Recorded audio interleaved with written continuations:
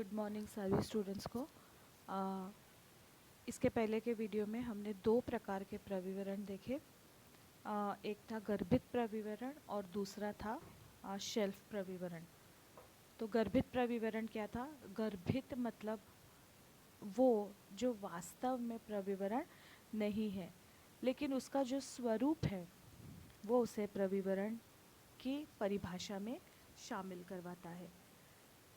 गर्भित प्रविवरण जब कंपनीज अपने अंशों को निर्गमन गृहों को बेचती है और ये निर्गमन गृह आगे अपने अंशों को, उस कंपनी के अंशों को जनता को बेचते हैं, तो जो एडवर्टाइजमेंट वो जारी करेंगे जिससे आकर्षित होकर जनता उस कंपनी के अंश खरीदती है, उस एडवर्टाइजमेंट को या उस प्रपोज़ल को जिसमें वो जनता को अंश खरीदने के लिए आमंत्रित करती है, जो निर्गमन गृह द्वारा जारी की जाती है, इस तरह के जो एडवर्टाइजमेंट्स है उसे भी हम प्रविवरण ही मानेंगे और इस तरह के प्रविवरण को कहते हैं गर्भित प्रविवरण। दूसरा जो हमने पढ़ा वो था शेल्फ प्रविवरण। ये सुविधा केवल उन संस्थाओं को मिलती है जो वित्त का पोषण करते हैं, जिनका मुख्य कार्य वित्त का पोषण करना है।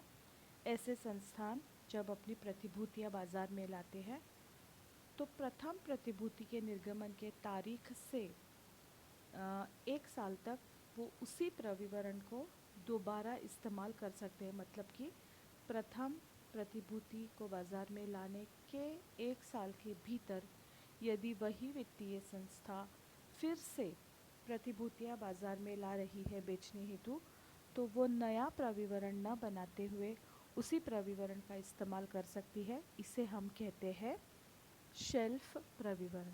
अब और दो प्रकार बचे हैं, जो है रेड हेरिंग प्रविवरण और संक्षिप्त प्रविवरण।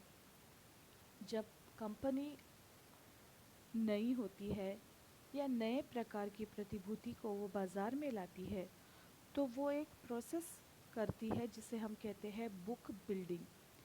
इसमें वो कंपनी क्या करती है? इसमें वो कंपनी बाज़ार में से जानकारी इकट्ठा करने की कोशिश करती है कि यदि वो प्रतिभूति को बाज़ार में लाती है तो लोग कितने उत्सुक है उस प्रतिभूति को खरीदने के लिए, मतलब कि प्रतिभूति की मांग कितनी रहेगी और किस कीमत पर लोग उस प्रतिभूति को खरीदने के लिए तैयार होंगे। यदि इस बुक बिल्डिंग प्रोसेस से उन्हें ऐसा लगता है कि जनता प्रतिभूति को खरीदने के लिए उत्सुक है और थोड़ी सी अधिक कीमत पर भी वो खरीदने को तैयार है, तो वो जब प्रतिभूति बाज़ार में लाएंगे तो उसकी कीमत अधिक रखेंगे और अन्यथा उसकी कीमत को वो कम भी रख सकते हैं। तो रेड हेरिंग प्रविवरण जो है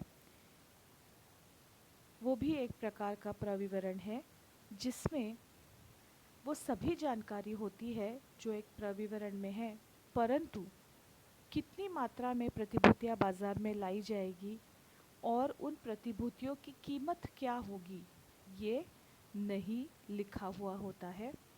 इसके लिए इसके पहले हमने जो बुक बिल्डिंग प्रोसेस की बात की, उस बुक बिल्डिंग प्रोसेस के साथ या ये प्रोसेस एक इंफॉर्मेशन मेमोरेंडम यानी कि ज्ञापन भी कंपनी को बाज़ार में लाना पड़ता है। तो ये जो ज्ञापन है जिसमें प्रतिभूति की सारी जानकारी है परंतु प्रतिभूति की कीमत नहीं है, इसी को हम कहते हैं रेड हेरिंग प्रविवरण।